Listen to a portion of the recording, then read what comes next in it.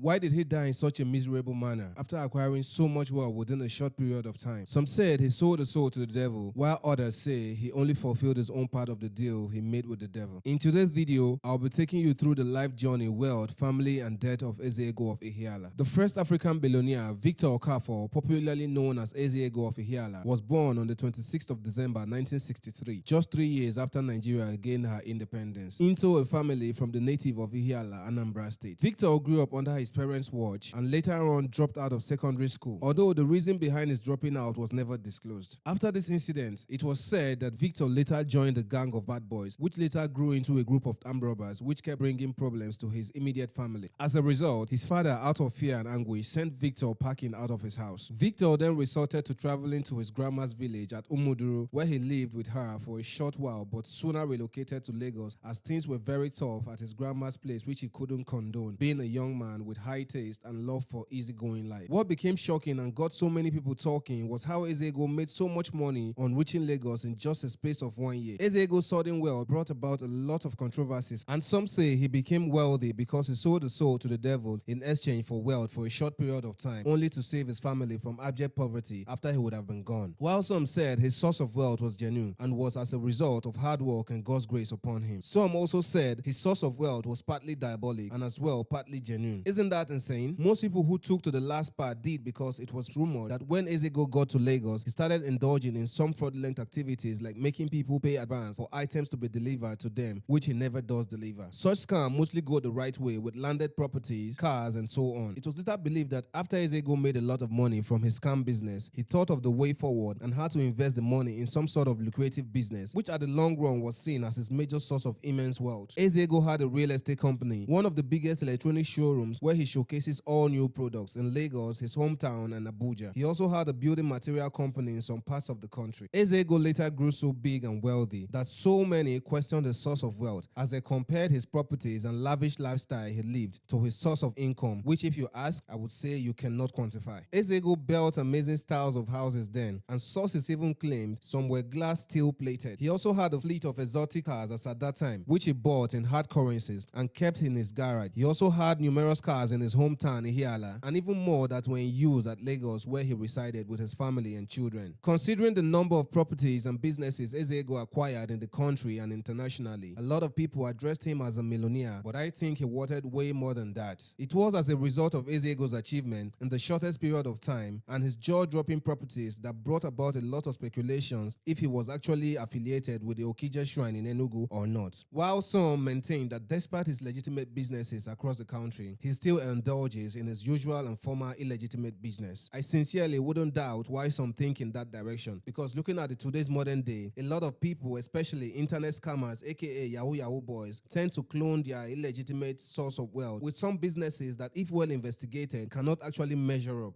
After all, I would say it could be easily accepted instead of saying he sold his life just for a short or rather temporary wealth and luxury. Ezeego was known to always pay visit to his hometown Iheala from time to time, where he usually displayed his show of riches and wealth through spraying of money sporadically in the air, to a point that a carnival was even introduced every Christmas because of him in his hometown Iheala, which makes a lot of men, women, children, and masquerades dance behind his convoy at every point of his arrival into the village until he alights at his house and celebration continued. When coming to the village, it was said that he would always book a flight from Lagos to Enugu, where even before his departure from Lagos airport, his convoy of over 6 cars would have been parked at the Enugu airport awaiting his arrival, so he could be conveyed alongside his family and some friends, as the case may be, to Anambra Iheala precisely. In some situations where Ezeego decides to go on his trip by road, it was said that he would still go with all his entourage and convoy from Lagos all the way down to Anambra, although he only accepts to be driven solely by his most trusted and personal driver, while he sits and enjoys the ride with some of his kids. However, on the 23rd of December 1999, he was said to go on a journey to his hometown by road with his family as usual. But then, Ezeego made a stop at the famous Fela Anikulapo Kuti shrine, maybe for a prayer for a safe trip back to his hometown. After the stop at the shrine, Ezeego and his 6-vehicle convoy hit the road for the journey. But something very unusual happened after they left the shrine. You remember I mentioned earlier how he travels by road with his most trusted and personal driver driving him while he sits behind with his kids. This time, Ezeego insisted on driving himself and not to be joined by any other person in that same vehicle, not even his driver. Along the line, it was said that the vehicle driven by Ezeago started developing fault somewhere along Ibadan Expressway, as if the car was overheating or having some kind of engine problem. Nevertheless, he was able to manage the vehicle until he got to Asaba in Delta State, where the vehicle finally broke down. In his quest to save time, he asked one of his men to get a chain or a rope so the vehicle would be towed, because he was very worried leaving the car behind for a mechanic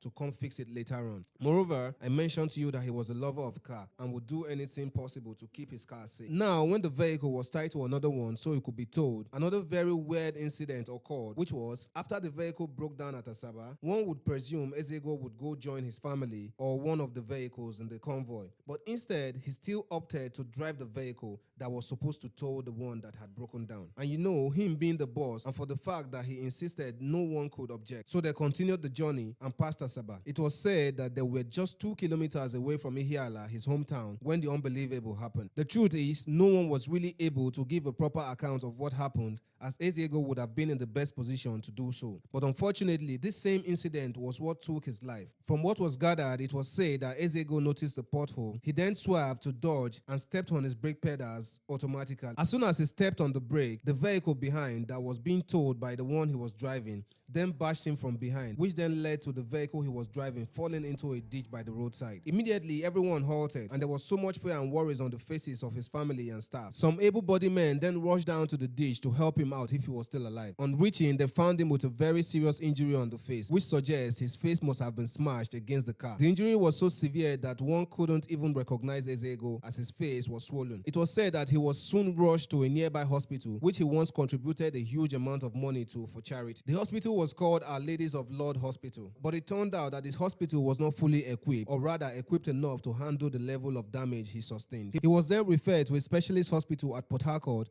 where he finally gave up on his way on the 26th of December 1999, which also happened to be his birthday. However, the king of money's behavior on the day he died, all the way from Lagos to his hometown, was what brought even more speculation about the life he lived, his source of wealth, and all the controversies surrounding his wealth and life. Now, looking at everything that has transpired all through his life till the day he died, don't you think those claims about him selling his soul to the devil in exchange for wealth were actually true? Even people talking about him laying his life down instead of his family just so they could enjoy. The attitude he put up on the very day of the incident kind of makes sense in joining the dots, I must say. When it was time to read Ezeago's will, another dilemma set in again, which was when it was disclosed that his lawyer Barnabas Igwe, who was supposed to read his will, was attacked and butchered with his wife Abigail by some unknown people, and as a result, Ezeago's will was never read. One of the most disheartening things that also happened was that after Ezeago's death, his mansion in Iheala, Anambra State, was completely abandoned. The whole surrounding now looks deserted, and even his exotic cars that were valued in thousands of dollars are now dilapidated, and even his palace is now officially a place of sightseeing. And as we speak,